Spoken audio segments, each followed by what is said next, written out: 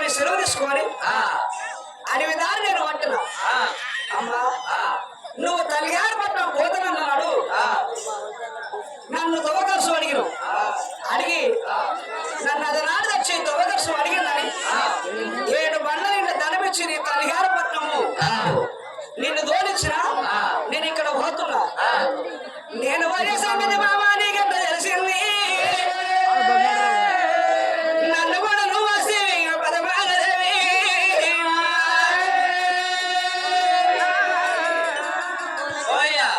నువ్వు అయ్యే సంగతి ఒక నాకు కలవడ్డది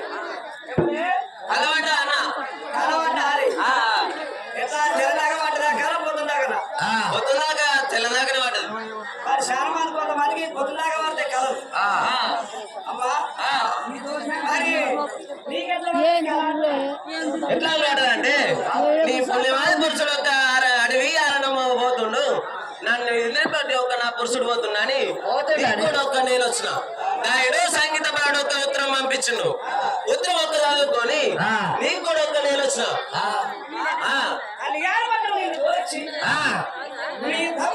సంగీత పాడు మరి కొల్లాపురి పట్ట నుంచి మా అన్న దైవదర్శనం ఉన్నట్టయితే మా అన్నను కూడా ఒక రమ్మని ఉత్తరం పంపించిండు ఉత్తరం ఒక్క చదువుకొని కూడా నేను వచ్చిన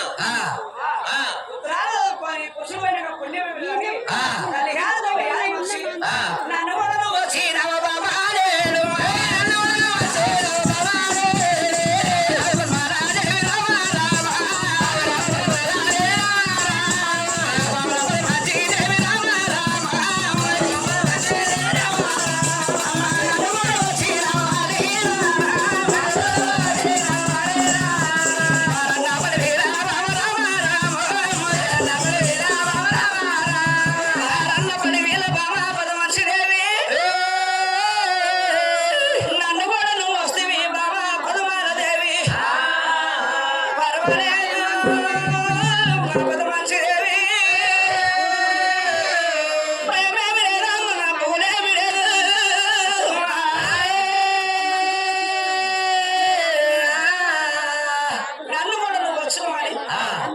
నిన్ను ఎంట పెట్టుకొని పోవాలంటే మగోనికి ఆడిది ఎప్పటింటే కాళ్ళ సంఖ్య అంటారు అమ్మా నిన్ను ఎంట పెట్టుకొని అడవి లోపలికి పోతే నా ఎంబట కాళ్ళ సంఖ్యలు ఉంటవే మరి ఆడవాళ్ళని ఎందుకు చేసుకోవాలి అసలు చేసుకోవద్దు మరి చేసుకోవద్దు ఇక చేసుకుంటే ఎక్కడ పైన ఎంట పెట్టుకొని పోవాలా బరాబరి అది అలవాట్లేదు ఉండాలి మరి నేసుంటాడు మరి నేసుడు మొగలిగి ఉండాలి అవతల కాదు అది కూడా వేరు విడిచిపెట్టి పోయేది వేరు వాళ్ళు కూడా వస్తారు సోబతాడు ఇద్దరు సోబతాడు కావచ్చు ఇప్పుడు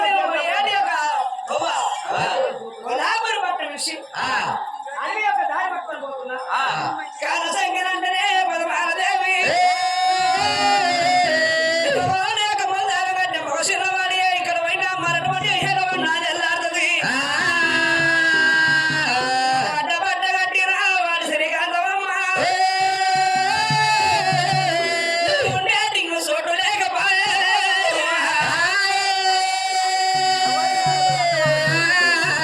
సరే అమ్మా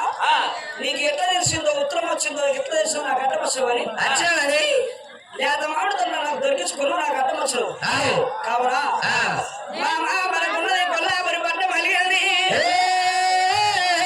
కొల్లాపురి పట్నం లోపల నా తల్లి నీలమంటారు గాదిరెడ్డి మానే బాబును లోపల వచ్చి